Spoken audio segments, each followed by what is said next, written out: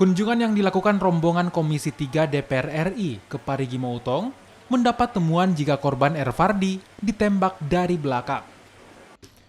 Temuan ini diperoleh dari keterangan saksi dari pihak kepolisian.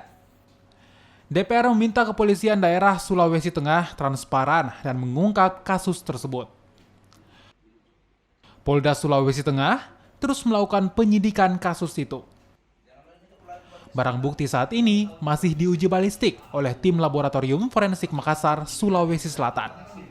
Temuan kami, dari kunjungan kami, Aldi itu ditembak dari belakang, 150 meter dari lokasi demo. Jadi si Aldi itu lari. Jadi di temuan kami diduga oknum aparat melanggar SOP.